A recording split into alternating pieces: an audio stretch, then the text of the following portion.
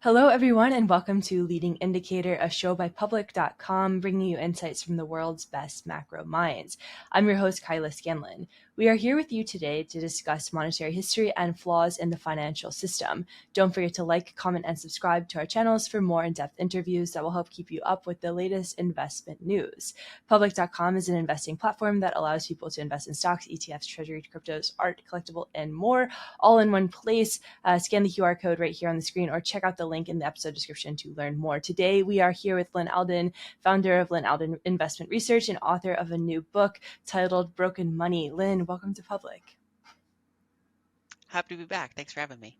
Yeah, of course. So first off, number one, congratulations on finishing the book. That is no small feat.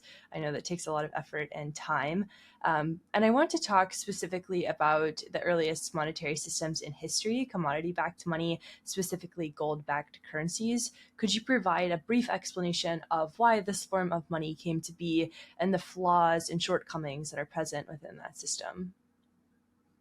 Sure. So basically, when we think of what money's solving for us, really what it's doing is making it so we don't have to turn to barter. And money arises before barter even really becomes a thing because barter's so inefficient. It's barter's only really like a fallback method. And the challenge is that if we wanted to trade something, we have to find something where I have a surplus in an area where you have a deficiency, and you have a surplus in an area that I have a deficiency. And that's like a hard thing to do at the right time. And so the two major ways, the kind of the two schools of thought or the two developments of the path of money are the two main ways to solve that problem. One of them is credit, so we can defer that over time. So if you need something and I don't need anything, I can still provide that, knowing that in the future I'll probably need something, and we can figure that out later. And that could be either informal, things like gifts and support, or it can be formal, things like an actual kind of like, like this was done and this is owed in the future. That's one way to solve it. That's credit. The other way would be basically to have a one item or one or two items that are so ubiquitous and ideal as money that they can basically serve as one side of every transaction. And that basically makes it so that instead of always trying to find one thing I need and you need, we basically have something we kind of save our surplus in that's scarce, divisible, portable, recombinable, all kind of the traits that we know and like about money, and they tend to arise naturally in a society for either longer term savings or for dealing with people that you don't know well. Um, and so those are kind of the two main, that's like commodity money. Those are the two main ways to kind of solve this. And so the early forms of money were both of those. There's credit relationships, and then there's also kind of like proto monies or collectibles, like strings of shell Yeah. beads, um, cocoa beans, copper discs, things like that. And as people got more and more technologically developed, they moved up the hardness scale of money. So we get better and better at, harvesting shells. So they become less good as money. And eventually the world kind of settled towards silver and gold, especially when you add coinage. So you can add, standardized units, verification that it's, like it's issued by an authority, that it's still got the full amount. Like you can put ridges on the side of it, you can put decorations on this on most of it, so that it's like basically a more verified piece of that metal. Um, and so those were kind of the physical enhancements. But then there still was a problem of portability, safety, even divisibility to some extent.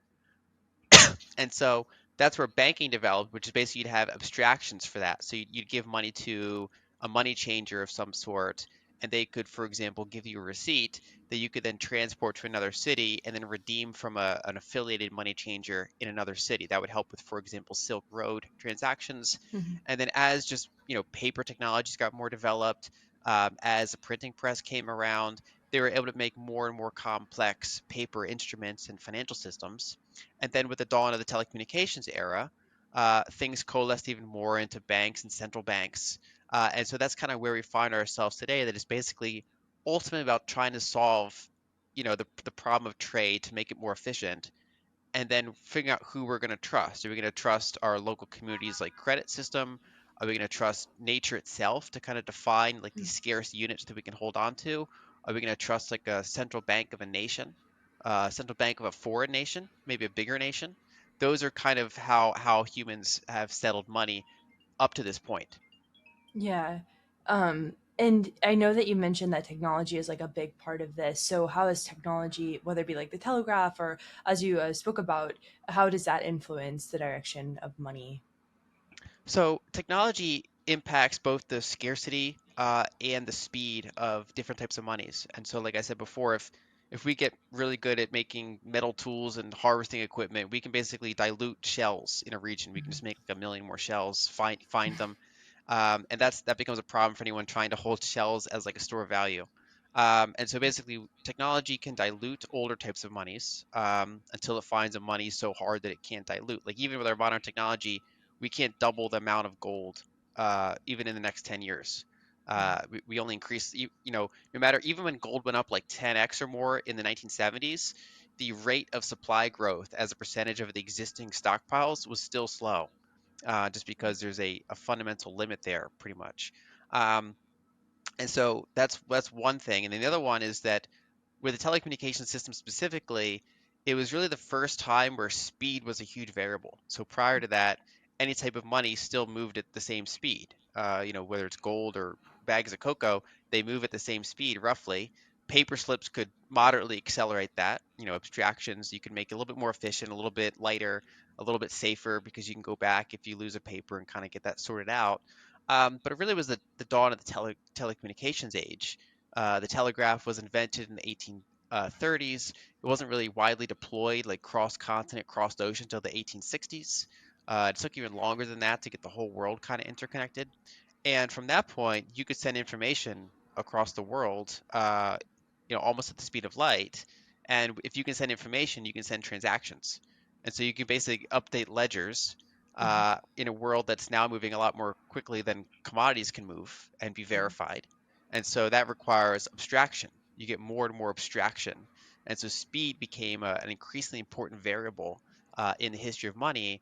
And it's kind of the first time in the world where the world moved from a scarcer money to a less scarce money when we went from gold to like fiat currencies basically, and it's because speed was that new variable. Mhm. And when we talk about fiat currencies, they're backed by the full faith and credit of whatever government. So, could you talk about the philosophy behind that and why that was implemented? So fiat currencies were implemented basically as it was kind of this piecemeal thing. First, they would say, okay, here's our banknotes that are redeemable for gold. Um, and then they would say, okay, now we have to change the peg because we actually printed a lot more of these things than we have gold. And then they would say, you know what, we're going to do away with gold because people are just using the paper anyway. I think basically what we saw was increasing levels of abstraction. And what's fascinating is how quickly it happened. Like one of the works I cited in the book was 1875, Jevons' Money and the Mechanism of Exchange. And he was analyzing the gold standard system at the time. And this was like, a decade after kind of widespread telegraph implementation and, extensive use of various paper instruments. And he's pointing out how efficient the system is. Like so much trade happens all the time and almost no gold ever moves. It's only like some occasional settlement to fix some imbalance. And he's like, so on one hand, it's super efficient, but on the other hand, this is now levered 20 to 1 because it's just like tons and tons and tons of claims, and no one ever really pulls their gold out. And if 5% of entities were to pull their gold out, the whole thing defaults, which of course it eventually did in World War One. And so basically, the speed mismatch caused a big mismatch in credit relative to base money, and then when that happened, they basically had one or two choices: either collapse all that credit down towards the base money, which would generally happen more frequently when you had an environment that was less leveraged and no one could really print the underlying. Uh, but if you have this like gigantic, huge credit construct that has been like building for decades, and then it all collapses, that's going to be extremely disruptive. And then in the world of telegraphs and centralized ledgers, they just said, you know what, we're gonna put gold aside and use this other thing instead. In the United States, they even banned gold ownership for 4 decades, and they just kind of shifted over to this other system. And in a world where even when like a fiat currency fails, because there's been a number of hyperinflations in our lifetimes, let alone since the past century, um, people don't fall back really to gold. I mean, they do for saving sometimes, but they generally fall back to either the dollar Mhm. or they just recreate another fiat currency system. So it kind of just shows how important speed is in this current modern environment. Yeah, yeah, and the speed is influenced by technology, right? And so when you think about like improvements that could be made on the money system, is speed one of them, or is that sort of um, a factor that's also harmful? Yeah, I think speed is one of them. I think a big kind of theme I look at in the book is that over the past century and a half, and really longer than that, multiple centuries, every efficiency we've made in money has basically been at the cost of centralization and more credit usage and abstraction. So we say, okay, we're going to solve this friction with more centralization, and then we're going to solve this other friction with more centralization. And that's there's obviously pros and cons to that because money gets more efficient, but then you have to trust a centralized entity, which regularly throughout history will break that trust in various ways, and can misuse that trust and kind of bully with that trust, even potentially when you look at the international scale. Um, and so what's interesting now is that with, say, digital settlements, whether it's Bitcoin, whether it's stable coins, things like that, there's now faster ways to move money, the underlying thing, uh, very quickly without relying on credit necessarily. And then there's also kind of like the dispersion points. So if you look at a given country, um, there's 160 different currency bubbles. Basically, every country or currency block has its own currency, and the top 10 or so are pretty good. But once you get outside of the top 10, the quality of those currencies starts degrading pretty quickly for the most part. And people find themselves in environments where they have 15, 20% or more money supply growth per year. They have weak domestic capital markets to invest into. So it's like, what are you going to save in then if it's not the currency? Well, it's probably not the local stock market either. People tend to overinvest in illiquid real estate in those types of environments, which is not very efficient. And the only way to really get money in or out of those firewalls is either physically bring it through an airport, which obviously can be heavily restricted, or bank transfers, which governments can fully control. And so what's interesting about these recent technologies is you can do peer-to-peer money. So like for example, if you held up a QR code on this video call, I can send you payment over a video call. If you sent me if a Nigerian graphic designer does work and then sends me like a string of numbers, I can pay them with that string of numbers using Bitcoin, stable coins, things like that. And it goes around the Nigerian banking system. And so basically now these firewalls around these 160 currency bubbles are a lot more porous. Um, and that has all sorts of implications. Basically, more people in these countries can now seek out other assets that they want. Maybe it's dollar stable coins, maybe it's T-bills, maybe it's some tokenized share of the S&P 500, maybe it's Bitcoin, maybe it's tokenized gold. They have that domiciled in Switzerland. There's all sorts of things now that can be traded in a more peer-to-peer way, like these money-like assets or these savings-like assets. And I think it's not yet fully understood, I think. It has long-term macro implications. I mean, stablecoins are now one of the biggest. They hold more treasuries than a lot of sovereign nations do in aggregate. And so I think that going forward, that's just a new technological development that affects how things work.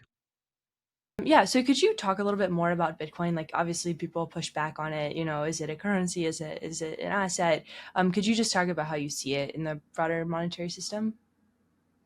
Well, it's a currency in the sense that there have people that have bought my book with Bitcoin.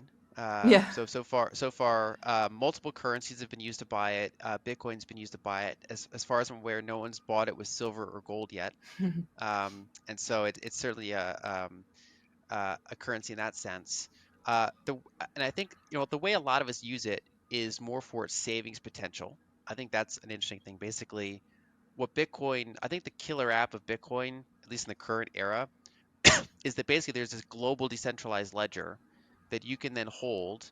It can't be frozen easily. I mean, someone would have to basically either capture half of the network hash rate and start censoring transactions, or if they just don't want a particular person using it, like they say, okay, this person's a criminal, we want to get their money, they'd have to actually use legal or physical force to go and have them turn over their Bitcoin, rather than just kind of shutting down bank access, maybe with or without a court order, depending on what country you're in. And so basically, you have this asset. It's kind of like gold, except unlike gold, you can move it around the world. You can memorize 12 words and bring your Bitcoin wherever you go, or write them down. have a small device, store a key in the cloud, break your key up into 5 parts, and you need any three of them to access it. You can do all sorts of kind of fancy stuff with your Bitcoin. And so basically, it's this decentralized asset. And one of the most remarkable things was in 2021, China had kind of quote unquote banned Bitcoin mining multiple times, and it really stuck. But this time, they went harder on it, and their ban was more successful. And within about a week, half of the Bitcoin network hash rate went offline because China was the biggest mining jurisdiction. And if you went to Amazon or Microsoft and just kind of said, okay, you have to move half your server capacity internationally next week, you can imagine for months or perhaps over a year, they would have uptime issues on a variety of services. Bitcoin was 100% uptime. Block time slowed down by about half for like a week or two until the next automatic difficulty adjustment kicked in and then rebound the network back to its full speed. And then those miners, like a swarm, basically just moved elsewhere. So some of them went to Kazakhstan, but then they kind of put frictions on it, and then a bunch of them moved to the United States. And then some of it actually reemerged in China, even though it was like banned there. It's still like the second biggest mining jurisdiction. And so you basically have this like asset that can like, you can bring your Bitcoin anywhere. The miners themselves can just kind of like shut off and reassemble because the network itself is more stable than any one miner. And so, really, what it is just the invention of a decentralized ledger. It's basically like Fedwire, but open source and decentralized and global with its own units. Um, and then people can even use it like a database. Like you can store, a file in it or a book in it that you want to preserve, and it's arguably the most decentralized database we've ever made. You're basically storing something that is now stored on tens of thousands of machines that all come to a consensus every 10 minutes on what the state of that ledger is. And so I think that's kind of the underlying innovation there. And I think it's monetizing over time in the sense that its liquidity is increasing, its market cap's increasing, and it's being tested to see what vulnerabilities does it have. Does its incentive structure remain decentralized? Is it vulnerable to any sort of bugs or capture of some sort?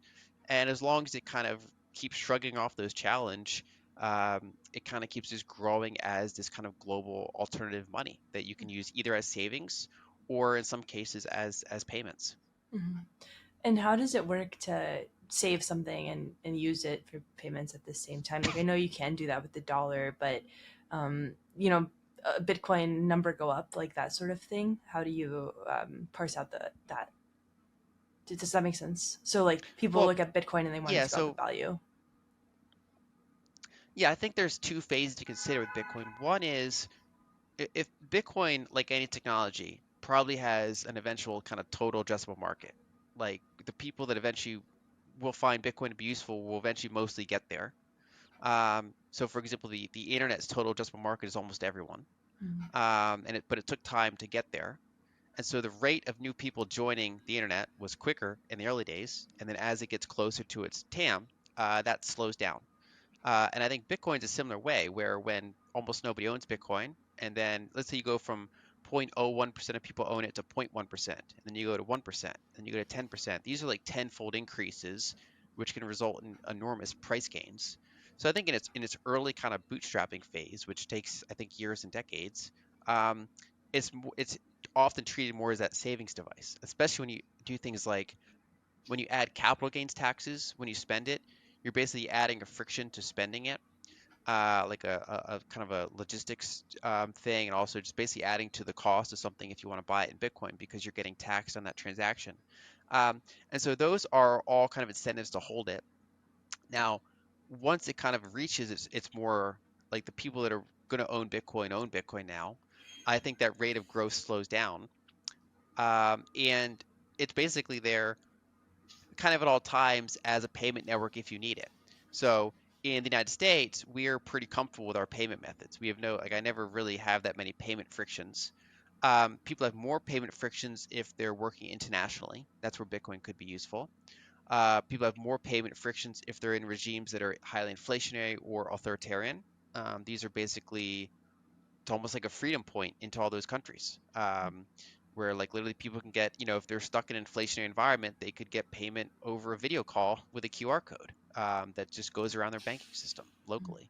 Um, and so basically, I think for people that need it, that payment option's there. And even if someone just finds that they like paying in Bitcoin, including on higher layers like the Lightning Network and things like that, they can always replace it. Like if they're earning Bitcoin, if they're buying Bitcoin, whatever the case may be, and then they're spending Bitcoin, there's not necessarily spending down their existing stack. So really, every person kind of has their own, use case for Bitcoin, which I think makes sense in a lot of ways. I mean, some people use like gold used to be for long-term savings, but also people would spend it. And I kind of just view Bitcoin as sort of the same thing in the sense that it provides you with optionality. Mm-hmm. And you talk a lot about the Fed and building something better than the Fed. Do you think Bitcoin, which is inherently decentralized, the Fed, which is inherently centralized, could replace how we think about central banks? I mean, I think that to the extent that that happens, that's a long-term outcome. I mean, when you compare network effects, Fedwire, for example, settled $1 quadrillion last year in gross settlement volumes, which sounds like a typo, but it's not. It's over 1,000 trillions, because that's the gross numbers that it's settling, and it does that by ironically, it actually does about as many transactions per kind of unit time as the Bitcoin network, and just the average transaction is like $5 million. So if you settle 200 million transactions a year for 5 million each, you're at $1 quadrillion. Um, the Bitcoin network settles several trillion a year, so it's large, but it's a drop in the bucket compared to the big existing settlement networks that exist. Also, market cap still small compared to the dollar system, compared to the euro system, and so I think in the long arc of time, again, to the extent that no one can find a way to kind of capture it, centralize it, break it, hack it, to the extent that it solidifies as a technology and more and more people understand it, I do think it can kind of push out other currencies. The way that I kind of see it unfolding is right now, when an emerging market currency starts to fail, the dollar kind of naturally replaces it in the sense that people from the bottom up start protecting themselves by getting dollars. And it's possible that in this current era, stablecoins are making that even easier and will in the future make that easier. Um, and if the major currencies run into problems, or if they just kind of continue to inflate at the rate they have, if sovereign debt crises unfold in the years and decades ahead, Bitcoin's always there. Again, assuming it hasn't been like broken at some point, if it's still there, it's there as like a harder option in a way that people could turn to in a similar way that people in emerging markets turn to dollars today. But those are obviously very far out thoughts when we just kind of map out how things go. Like if you took a snapshot of someone in the early 20th century and said there's going to be a future where we're not even going to use precious metals as money anymore. I know it's been thousands of years, but literally like in our kids' lifetime, we're not going to use these things at all.